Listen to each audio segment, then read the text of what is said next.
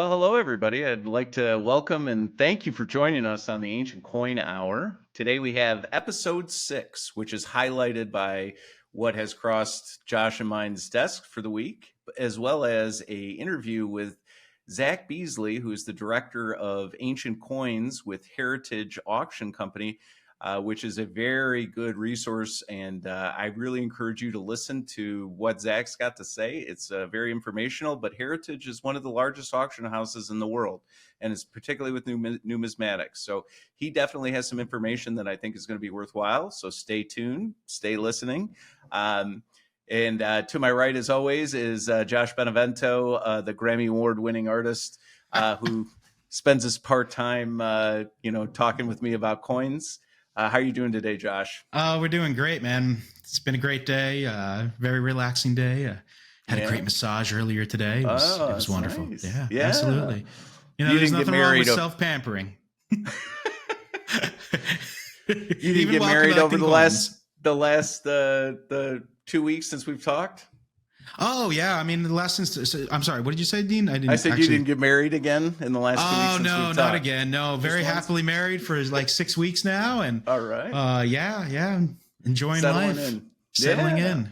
Well, that's good. So, I am looking forward to talking about what you have coming across your desk, as I know that you've prepared quite a bit about it, and it's really about a subject within ancients that's not really well known. And if you can believe that, a major section of ancients is still largely being understood. And it's I would say, an affordable and a good area to start collecting in. And there's lots of examples. But anyway, I'm going to turn it over to Josh with his coin of the week, which is the Sassanian. I'm excited. Great. Yeah. So my coin this week, I'm going to talk about a Sassanian coin.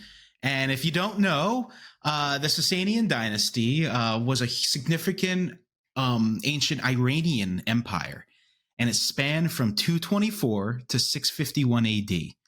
It was characterized by its rise under Ardashir the First's conquests in 208 to 224 AD, and its eventual downfall due to the Arab invasions between 637 and 651. Named after Sassan, an ancestor of Ardashir, the dynasty reshaped the political landscape of the region. Under Ardashir's leadership as King of Kings from 224 to 241, the Sassanians toppled the Parthians, establishing an empire that consistently adjusted its borders in response to neighboring powers. By the reign of Shapur I in 241, the Sassanian Empire reached its zenith, stretching from Sardinia and Iberia to the north to Mazun region in Arabia and in the south, and it extended to the Indus River in the east and the upper Tigris and Euphrates rivers valleys in the west. The Sassanians fostered a resurgence of Iranian nationalism, making Zoroastrianism the state religion while subjecting followers to other faiths to persecution at times. Centralized governance was the hallmark of the Sassanians, with provincial officials reporting directly to the throne, facilitating state-funded infrastructure projects like roads, cities, and agriculture. Under the Sassanian rule, Iranian art flourished, witnessing grand architectural projects such as palaces and rock sculptures. Metalwork and gem engraving reached new heights of sophistication, and intellectual pursuits thrived, with the state promoting scholarship and translating works from both Eastern and Western traditions into Pahlavi, the Sassanian language. The Sassanian dynasty shaped Iranian art, governance, and intellectual life for centuries to come. Despite its eventual demise, its impact influenced subsequent cultures and civilizations. So that's a little bit about what the Sassanians are and who they were and where they came from. The coin that I have today actually comes from the empire's last ruler, Khusro II. He reigned from 590 to 628 AD, and Khusro II marked the pinnacle of Sassanian power and influence. His ascension to the throne, aided by the Romans, and his unconventional marriage to a Christian empress was a huge departure from traditional Sassanian religious norms. Despite facing rebellions and conflicts, Khusro II skillfully cultivated a powerful image of himself as a formidable monarch. Utilizing various mediums such as rock reliefs, coins, and seals, Khusro II used royal iconography as a powerful propaganda tool. His portrayal as Khusro Parvis, or the Victorious, not only revived but also evolved traditional Persian royal imagery, influencing subsequent Islamic caliphates. So here on the screen, I'll show you. Here is the coin of Khusro II. It is a dram, and on the obverse side, we see the profile of Khusro II here, facing right, adorned with a winged crown topped by a star and a crescent. Encircled by a double-dotted border, the image is completed by crescents with stars positioned at 3, 6, and 9 o'clock. The Pahlavi script surrounding the portrait provides additional context. To the upper right, we find his name, Khusro, written in the right to left Pahlavi script. Further to the left of the ruler's portrait, more Pahlavi script conveys wishes for the ruler's glory and splendor to grow. And the inclusion of scripts in the lower right margin adds an expression of praise, translating to good or wonderful. Turning to the reverse, we encounter a recurring theme in Sassanian coinage. It's a depiction of two attendants flanking a flaming altar, symbolizing the Zoroastrian religion embraced by the Sassanian rulers. The attendants, crowned with crescents, stand with a triple-dotted border with crescents and stars positioned at each quarter. To the right attendant, bears the mint mark, MR in this case, denoting Merv Mint, which is located in present-day Turkmenistan. On the left, the date is inscribed, indicating the 25th year of Khusro II's reign, placing this coin's minting around 614 or 615 AD. And so that's my coin for this week. In addition to that, I wanted to just share a website that can help identify some of these Sassanian coins. There's not a ton of books written about them. There's only one that I really know of. It's called Sassanian Numismatics. It was written in 1971 by Robert Goebel. It's not a hard book to find. However, it's quite expensive on the used market.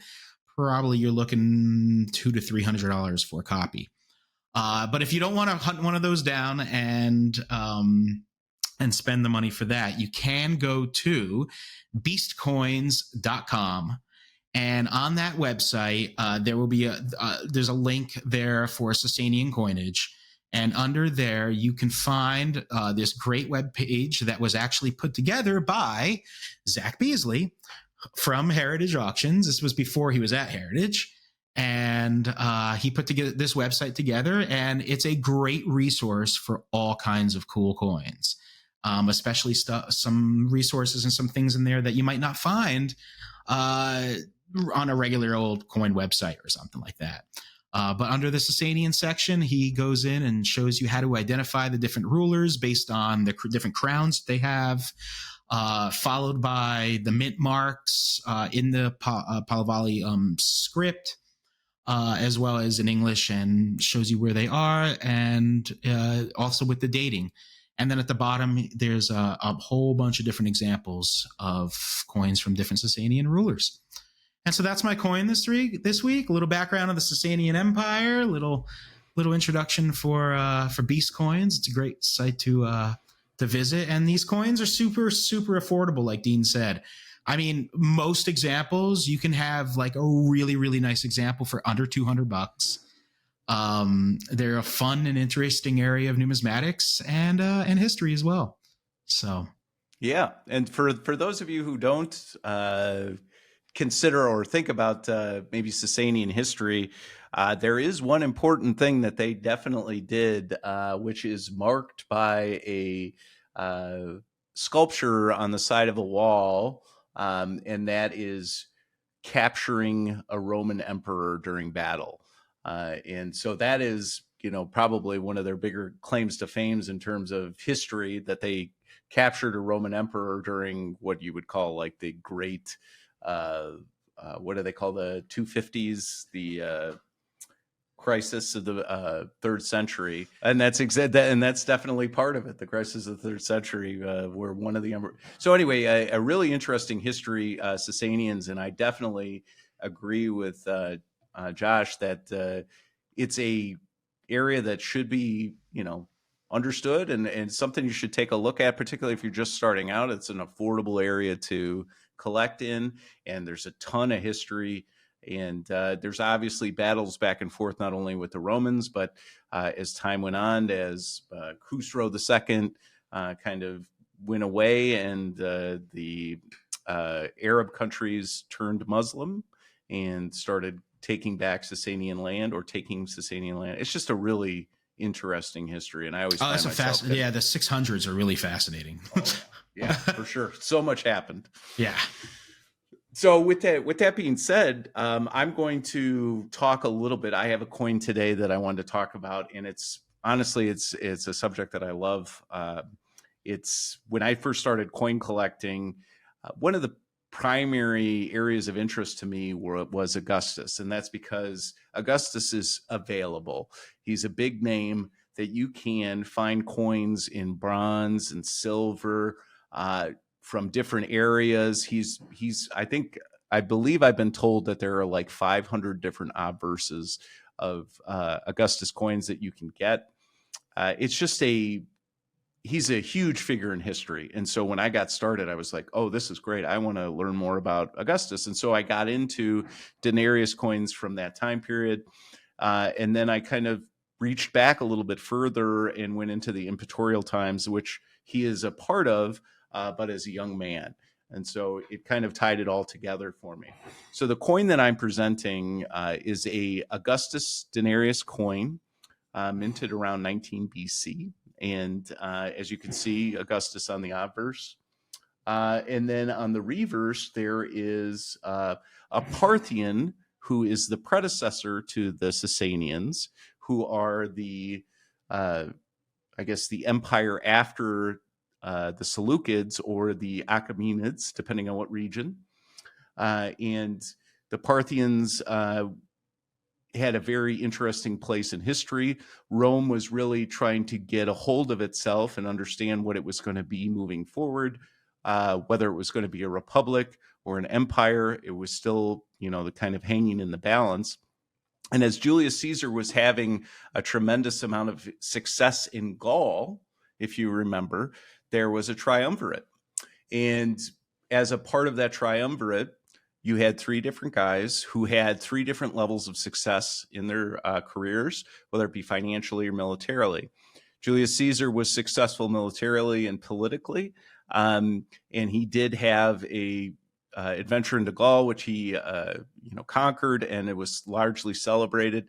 The second leg of the triumvirate was Pompey. Pompey also successful general, consistently won battles throughout the East and against people like Mithridates. But Marcus Crassus, who was the third member of that triumvirate, was very successful financially. He was probably the richest man in Rome for tax collecting, but he was also the man who captured Spartacus or killed Spartacus. So he had some military success, but not on the level of Julius Caesar or Pompey. And so he devised a plan to attack the Parthians, to move east, Rome east into Mesopotamia and beyond. And so he spent quite a bit of time preparing for this. And he marched his troops in 53 BC towards, Syria in that time frame, Syria, Iran, and moved in and started his offensive, and quickly found out that the Parthians had a counter for what had made Rome very successful in their legionaries, and that is long distance or long range cavalry with the ability to shoot arrows. And so because of that mismatch, Marcus Crassus, and I think there was between 30 and 40,000 troops that he planned to conquer at least parts of Parthia with, were surrounded by this Parthian cavalry, and they continuously rode around in a circle around this square that Crassus formed, and fired arrows into there to where people were stuck in so many ways that they couldn't move and simply died.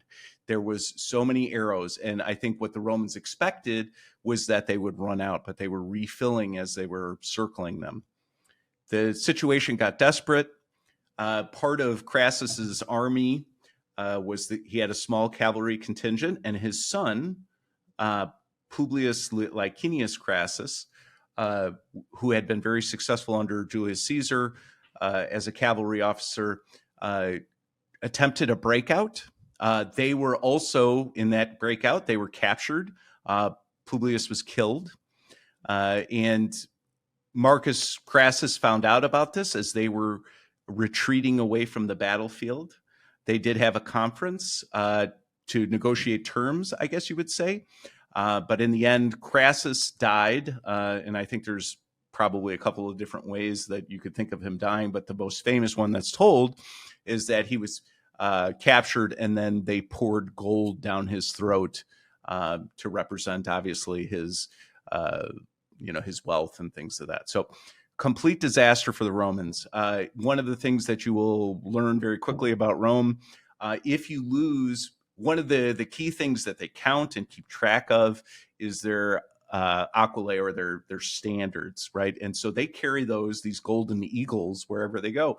And if they are in a battle and they lose one of these standards, it's a grave dishonor, as bad as it gets. And as a part of this tremendous loss, where all but 10,000 people were killed or captured, many legionary standards were lost. And this was a sticking point with the Romans for so long that 10 years later, before Julius Caesar was assassinated, his plan was to go into Parthia and conquer and return the standards. Now, obviously, he got assassinated not long before that campaign started. So it was like a left open question after Caesar died. Then, about 8 years after Caesar died, Mark Antony went into Parthia with the hope that he could conquer Parthia and retrieve the standards and have great success like Julius Caesar did. He too was, I would say, outmatched. I think a lot of people's perception of Mark Antony is kind of a two-dimensional general, or somebody that is not as crafty as Julius Caesar on the battlefield. But in this case, he was outsmarted.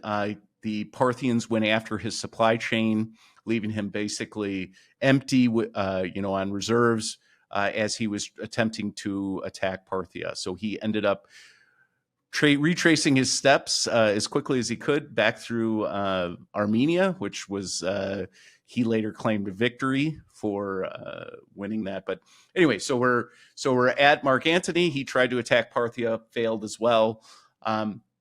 And so this is an outstanding thing well beyond even Mark Antony. This is something that hangs over the new empire's head. These standards are lost to what we would consider our largest competitor.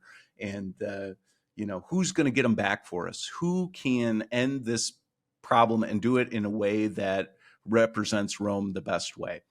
And so Augustus did. Augustus negotiated with the Parthians for the return of the standards. He did not fight a battle against the Parthians to get that back, which, is interesting.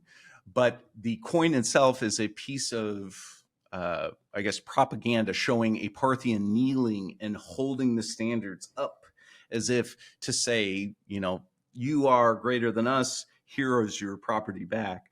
So it represents a piece of propaganda, which effectively worked. I mean, Augustus had a lot of good footing by that point. He had a rocky road long before that, but another feather in his cap when those returned, and very successful in the eyes of Romans, getting the standards back, making themselves whole.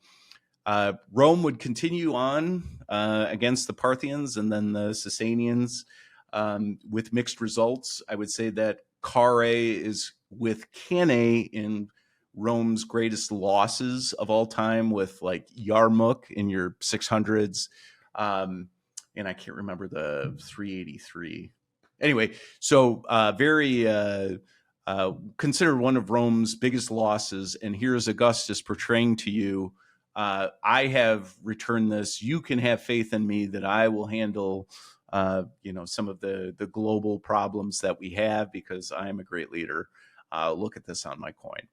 And so this is a great piece of history that I think you can relate to. It has a story that dates back to Julius Caesar and the first triumvirate, the second triumvirate, as well as Augustus in the end. So a really fantastic piece of history. I've actually owned 3 of these. There's different obverses with different I think there's a God on another one, but then Augustus, and I think there's a couple different versions with Augustus on the obverse.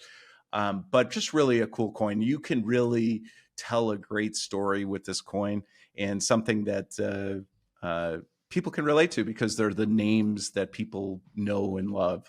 So this is my coin. It's been a while since I did a Denarius, but I have a little bit of history in the Denarius coins that, I like telling these stories, and this is one of the great ones that I really enjoy.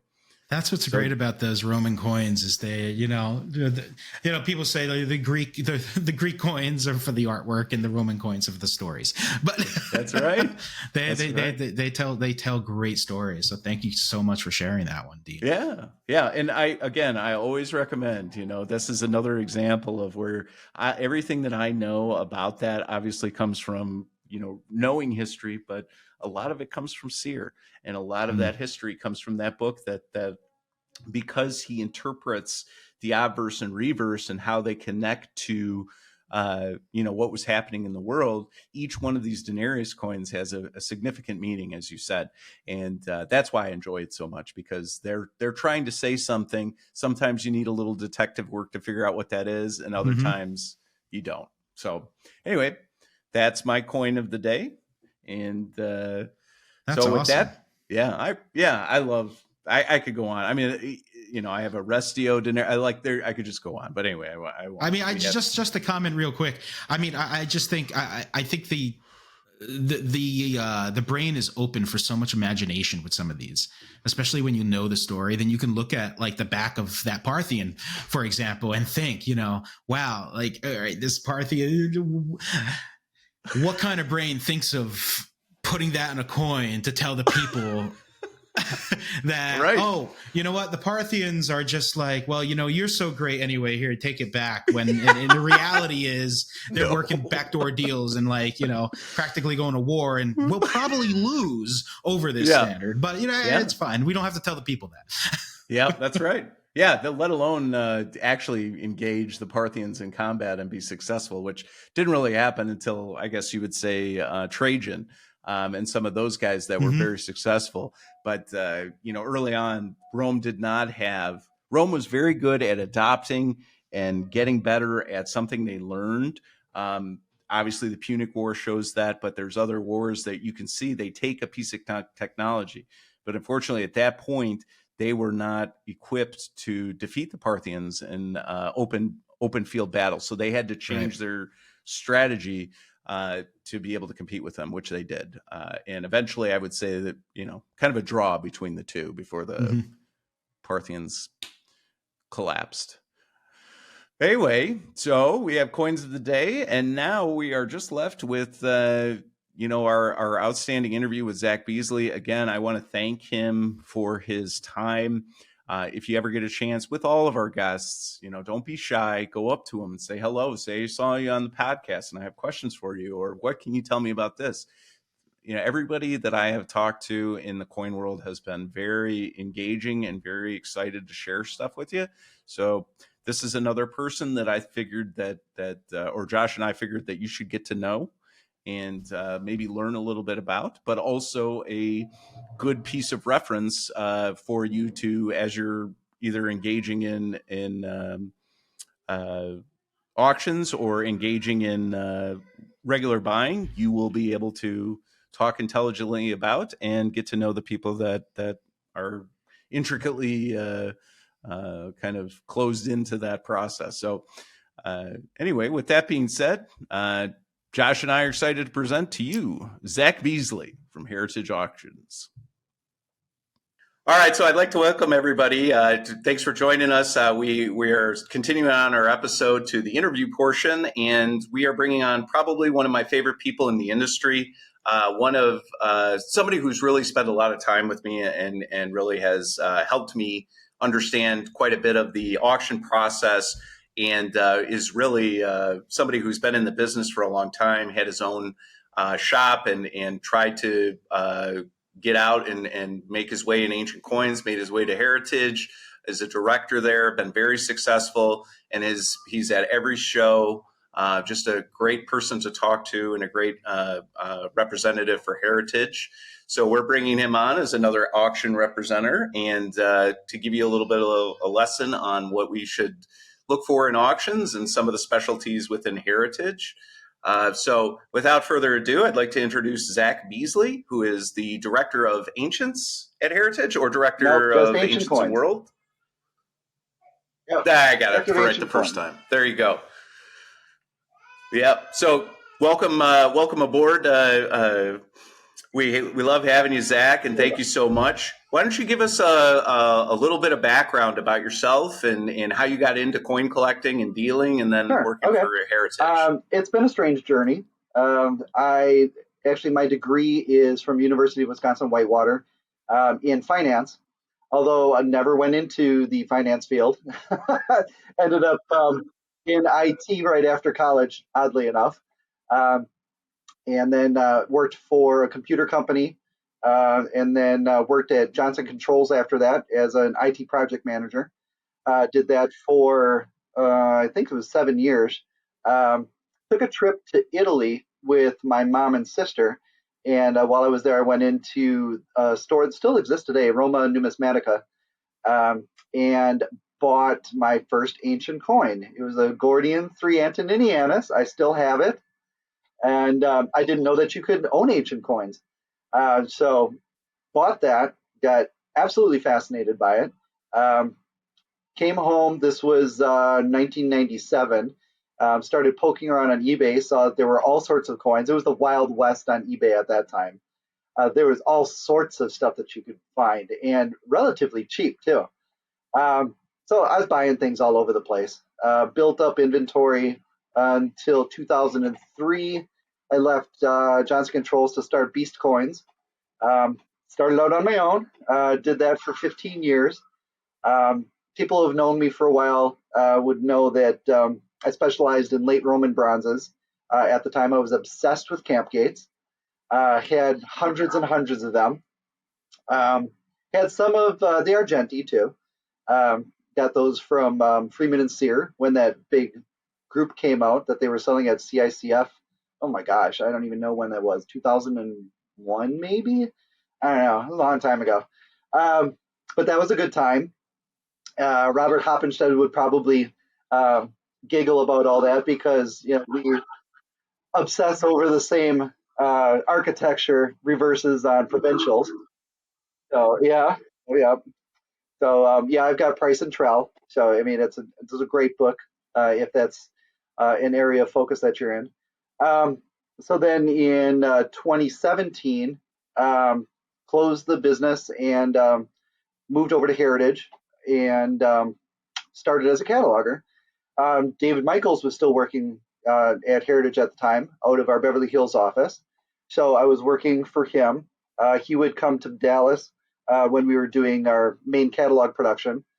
At the time, we still had 6 big auctions per year, but the format was very different. We had platinum sessions, SIG, and then non-floor. And non-floor was $500 or so, and signature was I think it was $1,000 and up or something like that, and platinum session was maybe 5,000. So since that time, the ancients department has grown in sales. I don't know, it's like 5 or 6 times since I started, so it's increased significantly. Dave Michaels has since moved on to CNG. Um, it's funny though, the ancients industry is a strange animal. It's small. We all know each other. All the dealers know each other. We are technically competitors, but for the most part, we don't honestly think about each other like that. We talk about coins that come to the market. We'll call each other. We bid in each other's auctions. We buy stuff from each other all the time. And there's a place for everybody. Heritage is known for certified coins. We really led that way. Uh, Heritage itself started out in the 80s as a coin company, really. It was a coin auction. Used to set up at shows, those sorts of things. But it really was just US coins at the time. And then Warren Tucker started the World and Ancient Coin Department by himself, and then slowly grew that a little bit. But then as NGC started getting into certifying ancients, Heritage really saw that there was going to be a market for that. And it really tied in nicely with our platform. A lot of people, Harlan Burke, he still got his buy and bid sales, you get catalogs, all that kind of stuff.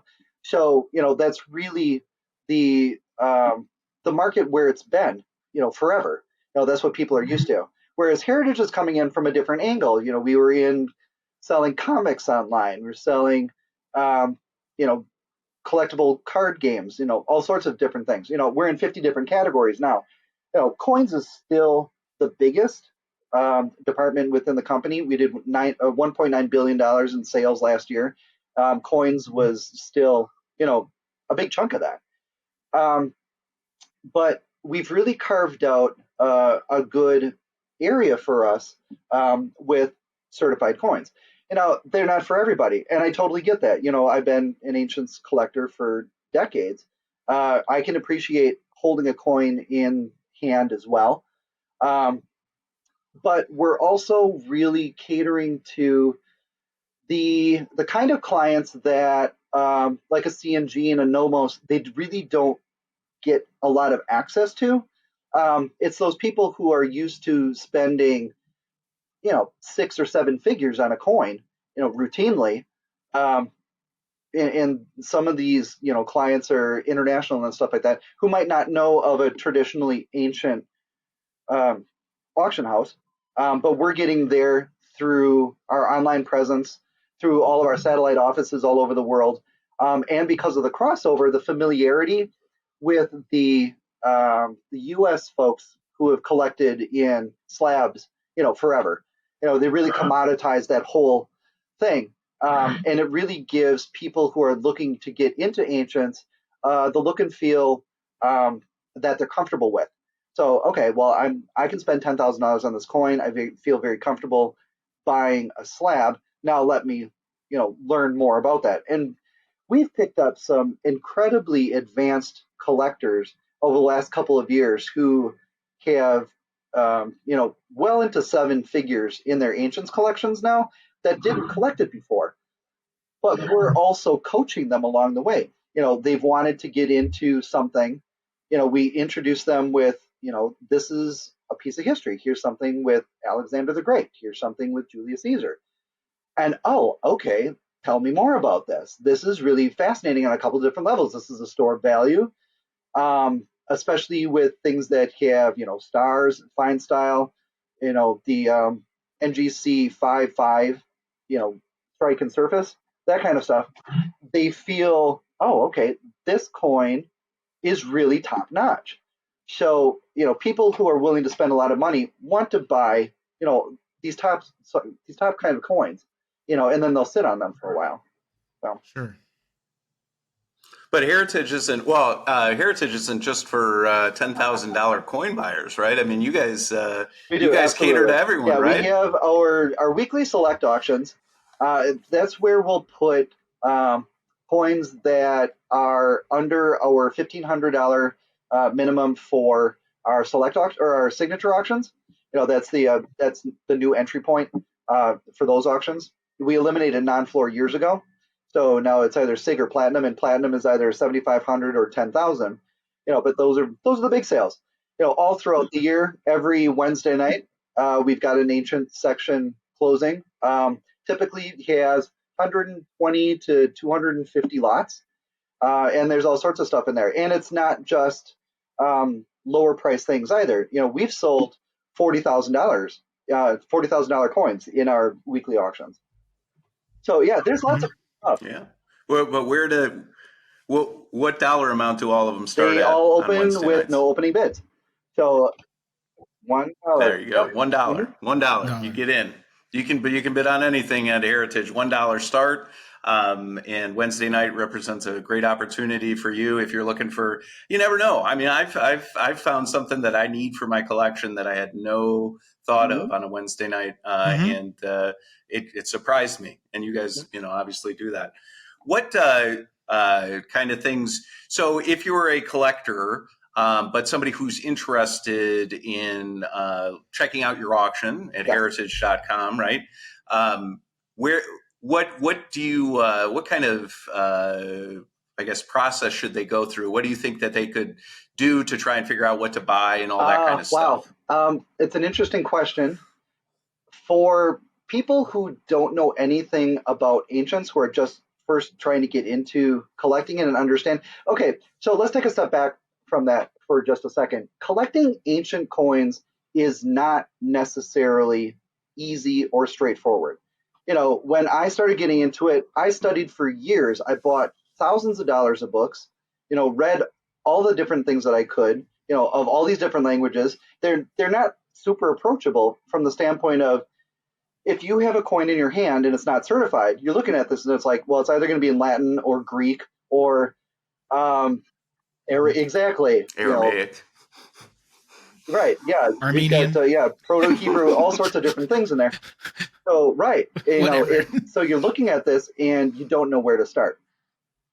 We're starting to put some resources on our website for helping people understand, like glossary. That's one of the things that we're doing to say, what is a thymioterion? You see these words in the descriptions, and you're like, well, I don't know what that is.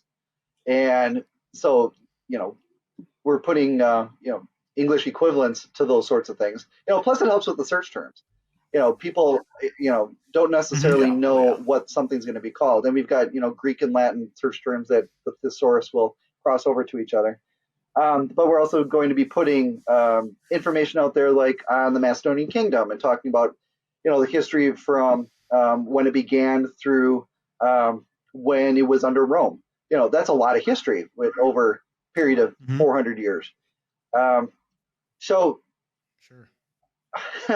collecting ancients, there's so many ways to approach it. You can do it artistically, you can do it topically, you can do it, on a budget. One of the things, this is funny, one of the things that when I used to do talks at coin clubs is people who want to start in ancients, I suggest, if they are currently US coin collectors, look at early Byzantine bronzes.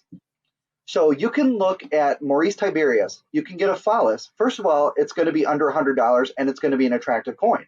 You can collect that by mint, by officina, and by year, just like you collect US coins. So, you collect pennies, you got a 1999, D, P, and S. Well, you can also get a Nicomedia, Antioch, Constantinople from regnal year 1, 2, and 3.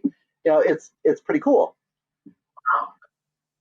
Wow, I never thought of that. That's a good starting point for somebody who's Sure, coming yeah. over Well, from plus it's a America. nice, big, hefty coin. You're talking 30 millimeters. It's a nice big bronze coin. It has easy to learn Latin legends.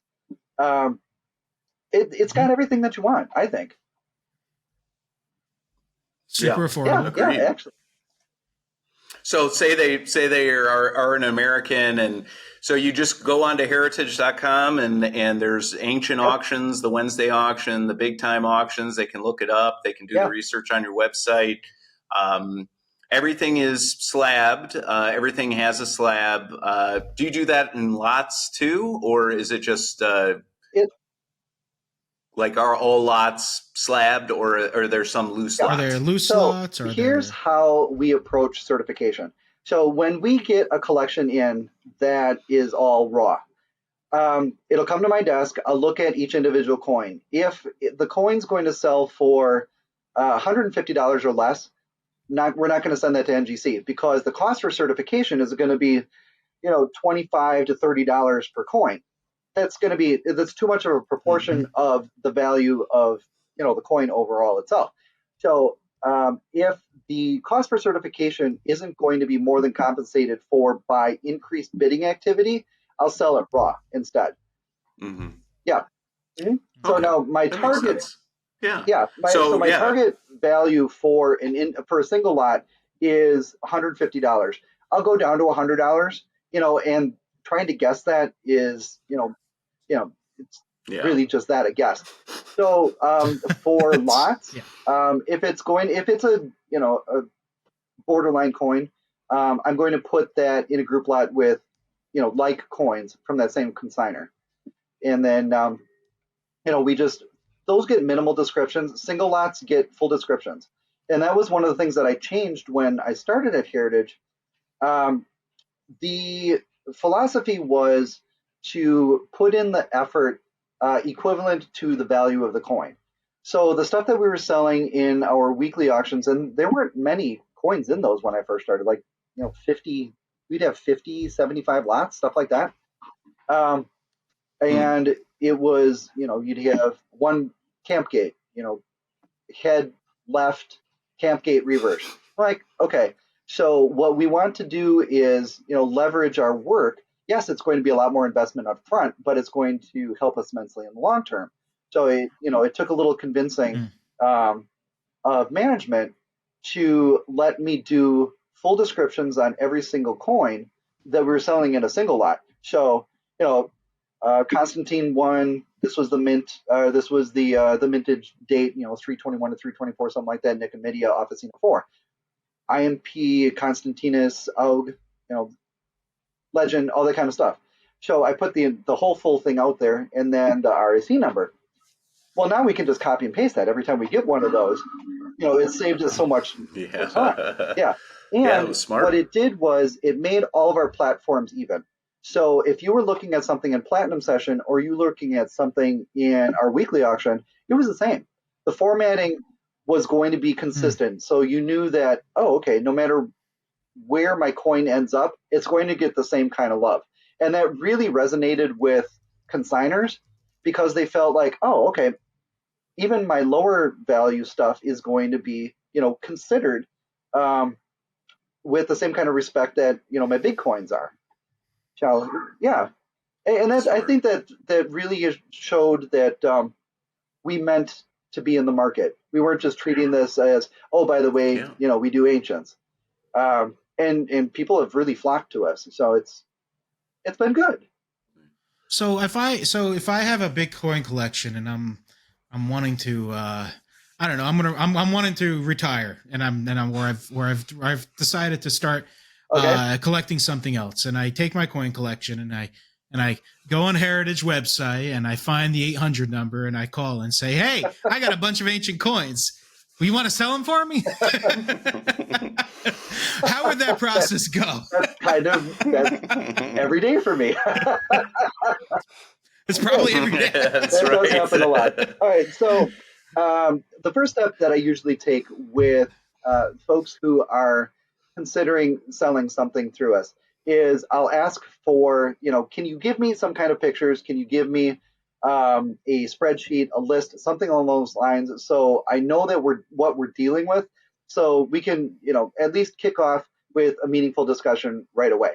So, like for example, I was up in Toronto just a couple months ago picking up a collection. It ended up being the first part of the collection that I got was over 6,000 coins. So that was going to be, impossible to try to, manage in a very quick manner. So what I had the client do is no just kidding. take, some overhead shots of what they felt were, a good representation of the collection overall. So, if somebody's got some clear highlights, go ahead and send me those. But if you've got a substantial amount of coins in the collection, just do a couple of overhead shots, send those to me. I can get a feel for, okay, this is the range of the type of material, this is the grade, this is the value level that we're talking about, that kind of stuff. Because the next steps are going to be dependent on how the rest of that whole conversation goes.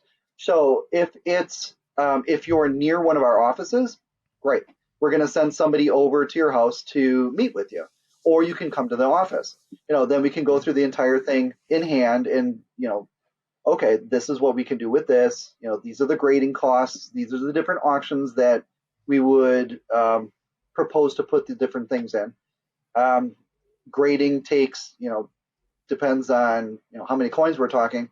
NGC is very, very busy, so it can be 2 to 3 months turnaround time, depending on the tier of material that I'm sending in. So I have to build all that into the conversation with the client.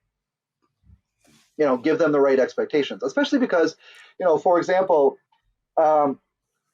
so your hypothetical situation that you were bringing up, that you were going to retire, this isn't an immediate need. This is something you're looking long term. You're transitioning, but you don't have an immediate need right now that you have to do something. Some clients there are. Sometimes we deal with huge estates, so we'll get the executor of the estate will contact us. Trust and estates will get involved, and we'll be like, okay, what's the timeline to wrap this up? Is this going through some kind of a probate court? Or all that kind of stuff. There are a lot of different pieces that can be involved in a consignment.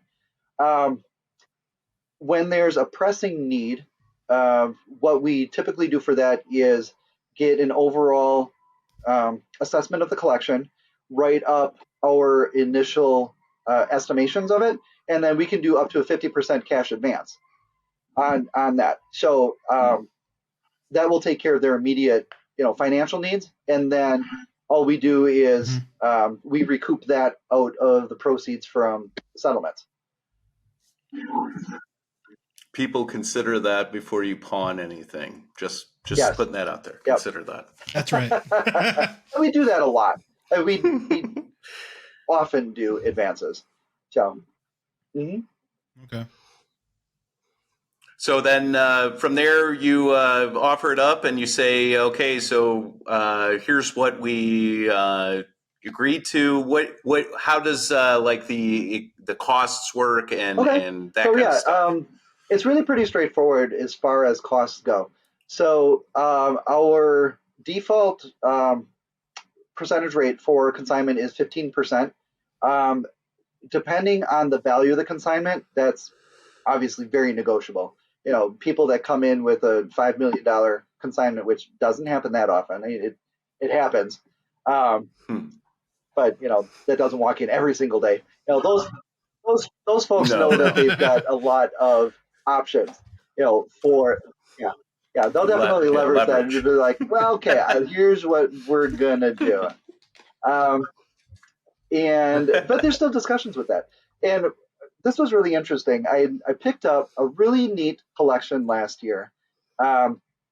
It was we presented it in January. It was a standalone session, which is another really cool tool that I have that I can offer consigners. The Wetmore collection of ancient gold and electrum. So I believe it was 78 pieces.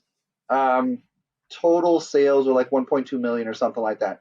So the consignor got their own standalone session in New York, which is great. I mean, that's our best venue of the year. It wasn't a huge amount of coins, but the value was all there, and it was pretty stuff too. It- yeah, the gorgeous Oh, yeah. Carthaginian piece that we had. It was cover coin. Stellar, Oh, yeah. absolutely stellar. So those are always fun, and you know, gave the client their own catalog. So then they were able to give that to their family members and keep one um, for themselves. So yeah, this is just another thing we do. Another hugely popular thing we're doing, Yeah. which has just absolutely exploded over the last year and a half, is our spotlight auctions. So these are Hmm. curated auctions targeting specific topics. So, like for example, right now we have our Byzantine sale coming up, and that has like 180 pieces or something like that. So it's just all Byzantine coins. Um, the world, the world part of our the department has a lot more than I do, but I've got at least one ancient sale going on every month. Mm-hmm. Is it The is it animal the one is animal coming one? up. Oh yeah, the Fauna fauna and and fables. fables. Fauna and fables. Fauna and So, fables. okay, when I started Beast Coins, another one of my main collecting areas was coins with animals on them. So, Wow. Okay. well, actually, hold on. I still have this on my desk. I still have my business. Ugh. I had this cast bronze made. Oh, Yeah, Oh, cool. so wow. that was my mascot, Maximus Ursus. Amazing. Yeah, that was Yeah. actually made by Glenn Terry. It's a very weighty Really? bronze statue Wow. that has Beast Boy, coins it on the does banner. seem. Yeah. And I used to put that on my table when I set up at Cool. CISCF in Baltimore and those sorts of things. So, Mm-hmm. yeah, we've got an auction that's open right now, Fauna and Fables. It's got hippogriffs, sphinxes, chimera, all sorts of really great mythical Mm-hmm. beasts on there. So, yeah. Yeah, that's right. How long does the okay, so now I gave you all my Mhm. coins, we agreed on a percentage. How long do you say would it normally take for you to put to auction or to give you the coins That's a to great question. auction? We changed that probably within the last year so that if you wanted a quick turnaround time, our fastest is we can have your coins in an auction in 3 weeks. So if we sold everything, Wow. we only build 2 weeks out right now. So every Wednesday we'll take all of the consignments that we've got in and put those into our next select weekly auction. So Hmm. the settlement is 45 days after the close of the auction. I have no control over that, unfortunately.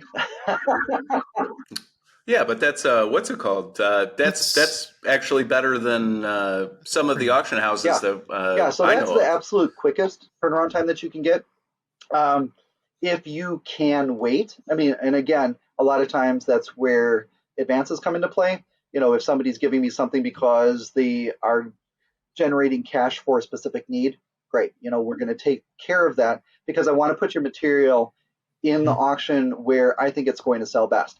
So most times when I get in a Yep. consignment, I'm going to break that down to, okay, this is stuff I'm going to sell in the select auction. These are and I've got, I think, 14 spotlight auctions that are currently on the calendar right now that I can enter Hmm. material into. But that goes all the way into December. So, if you don't want to wait that long, that's fine. You know what? We'll sell that in a different thing.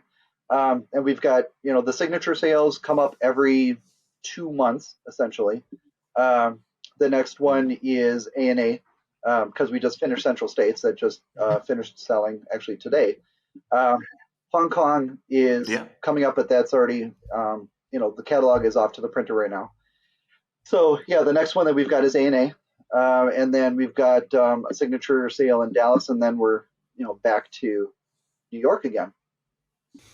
Well, thank you, Zach, for joining us. I really appreciate it. And I hope you guys got a lot out of it. Again, he's not somebody that's going to hide from you if you go see him or email him. He's always looking for, people to send him coins to auction and consign.